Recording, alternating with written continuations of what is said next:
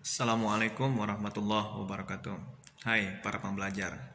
Di video kali ini kita akan bahas materi masih seputar dosen saat dosen mengawas ujian UTS atau UAS. Teman-teman semuanya, ini sekarang saya lagi di Istanbul ya. Tepatnya di kampus saya di Marmara University di kampus Ilahiyat. Nah, ini sekarang backgroundnya ini teman-teman lihat ya.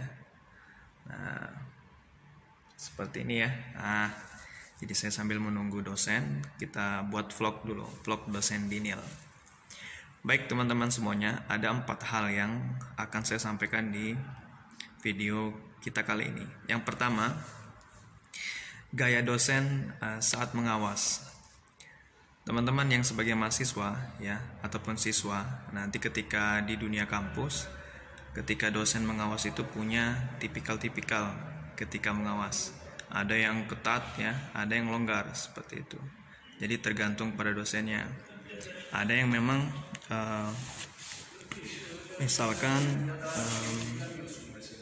misalkan pada saat mengawas ujian, ada yang pada saat sudah membagi lembar hasil ya, lembar ujian yang akan diujikan, langsung ketat itu di awal, jalan mondar-mandir ya, mengelilingi sudut-sudut kursi meja ya para mahasiswa ujian. Atau ada yang juga duduk santai di mejanya, santai duduk ya sambil menunggu di mejanya ya.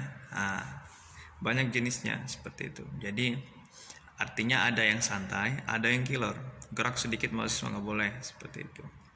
Jadi tipikalnya beda-beda, gayanya beda-beda. Dan baiknya sih kalau pribadi saya sih, kalau mengawas ujian itu baiknya mahasiswa nggak usah keluar seperti itu, nggak usah keluar. Jadi saya selalu mengucapkan ya, memberikan instruksi bagi teman-teman yang mau ingin ke toilet ya, saya berikan waktu 5 menit. Jadi mereka berikan ke toilet mahasiswanya. Jadi nanti tidak ada lagi alasan misalkan, Pak di tengah jalan, Pak izin Pak mau ke toilet. Nah, ini kan bisa jadi benar alasannya memang ada hajat ya ke toilet, tapi tidak sedikit juga yang memang ke toilet buka catatan sebagainya. Jadi ada sebuah pemikiran seperti itu. Namun ya kita berusaha untuk tetap positive thinking ya. Makanya untuk menjaga itu, memprediksi itu ya penting sekali lagi untuk ini menginstruksikan kalau saya agar memberikan izin untuk ke toilet lah seperti itu kalau saya ya. Dan juga memang tidak terlalu ketat juga, cuman saya duduk, kadang juga jalan, kadang lelah, duduk menunggu, putar balik ke belakang, lihat kiri kanan, lihat depan, lihat belakang seperti itu. Kalau saya seperti itu gaya mengawasnya. Jadi masing-masing dosen nanti kalau Anda bertemu dengan pengawas dosen tentu berbeda-beda. Yang jelas kalau tidak persiapan, mahasiswa tentu akan spot jantung ya, atau suka minta jawaban, minta ini minta itu udah hati-hati tuh. Jadi perlu dipersiapkan dengan baik pada saat ujian. Itu yang pertama ya, gaya dosen saat mengawas ujian. Yang kedua ini, dosen pernah menjadi mahasiswa. Maksudnya apa dosen pernah menjadi mahasiswa? Teman-teman yang menyaksikan video ini, baik yang masih di tingkat kuliah ataupun nanti yang SMA ya, tingkat SMA sederajat mau masuk ke kampus. Jadi dosen itu paham bagaimana karakteristik mahasiswa, gelagat-gelagatnya ya, gerak-geriknya. Biasanya sering sekali ya kalau tidak ada persiapan, mahasiswa itu hanya 5 menit atau 10 menit ya, 15 menit lah yang paling lama ya, itu udah tenang, itu udah cukup baik tuh, tenang. Tapi setelah itu udah mulai gerasa-gerusu. Itu bagi mahasiswa yang tidak persiapan, tidak ada persiapan ujian. Alhasil apa? Mulai lirik-lirik, mulai pegal lehernya kan, lihat kiri kanan seperti itu. Jadi teman-teman nggak bisa membohongi dosen di depan seperti itu untuk mengakali bagaimana menyembunyikan raut wajah atau menyembunyikan catatan sebagainya. Sebab apa? Dulu dosennya pernah jadi mahasiswa, jadi tahu kondisinya ya. Yang ingin saya sampaikan di sini adalah kita sebagai dosen ya, kita sebagai dosen muda atau teman-teman yang memang kepingin menjadi dosen nanti, pada saat jadi mahasiswa usahakan jangan pernah menyontek seperti itu. Saya berusaha sekali pada saat saya menjadi mahasiswa tidak menyontek seperti itu, tidak meminta jawaban kepada teman-teman, sehingga saya memang leluasa untuk mengawas.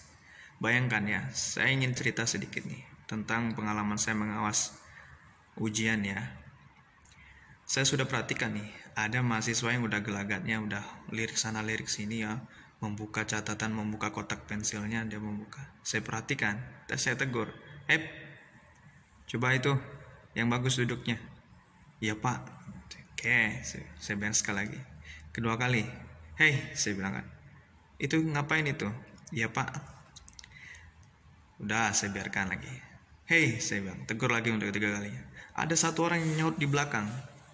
Pak, izin pak menyampaikan pendapat, silahkan, saya bilang.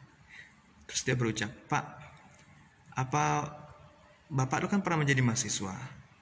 Apa mungkin bapak nggak pernah menyontek, katanya seperti itu. Jadi sebuah pertanyaan yang memang menusuk ya. Masa bapak nggak pernah nyontek selama mahasiswa? Kok keras, kok ketat banget mengawas ujian?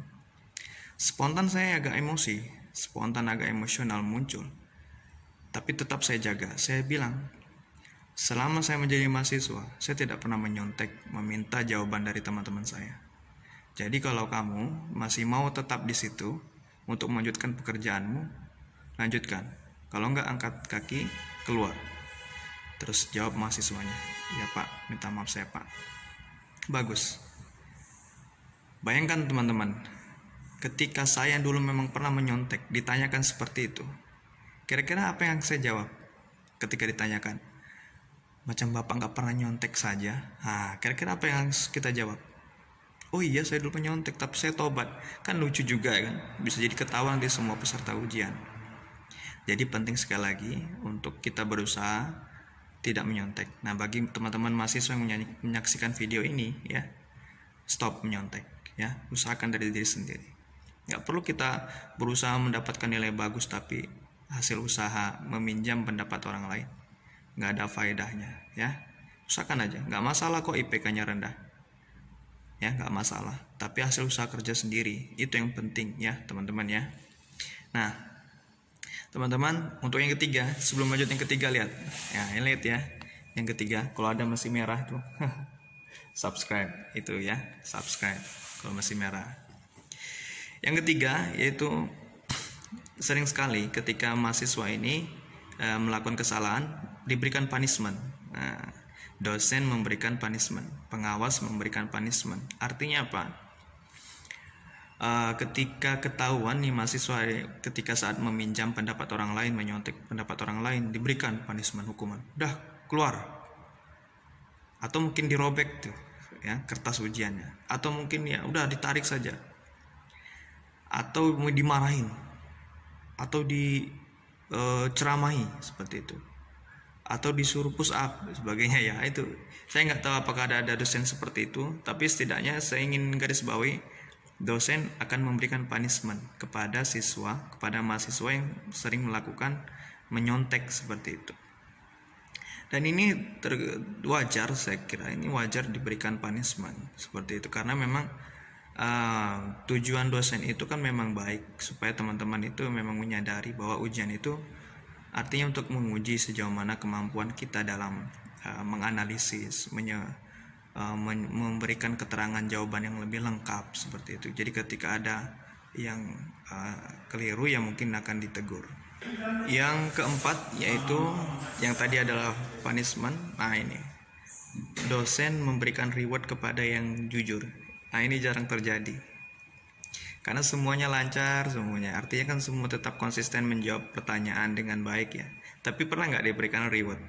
Itu jarang ya. Saya pribadi kadang lupa memberikan reward.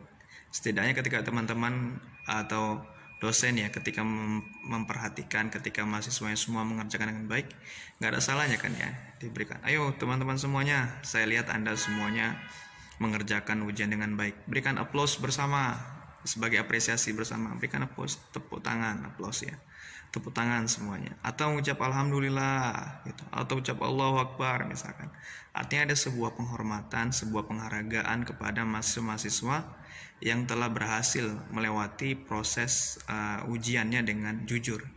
terlepas nanti itu apakah mahasiswanya itu kesusahan ataukah stres yang mendadak atau bagaimanapun kondisinya, itu terlepas dari itu. Setidaknya apresiasi harus diberikan, reward harus diberikan oleh dosen kepada mahasiswanya, seperti itu. Jadi bagi kita sebagai dosen muda, saya juga berusaha sebagai dosen muda dan teman-teman yang menyaksikan video ini menjadi mahasiswa atau jadi guru misalkan, atau yang masih siswa, ketika ada kita mengajar di kemudian hari, jangan lupa memberikan reward. Kita boleh memberikan punishment, tapi jangan lupa juga memberikan reward. Begitu ya teman-teman semuanya. Terima kasih sudah menonton vlog dosen Dinil. Sampai ketemu di vlog selanjutnya. Terima kasih. Assalamualaikum warahmatullahi wabarakatuh.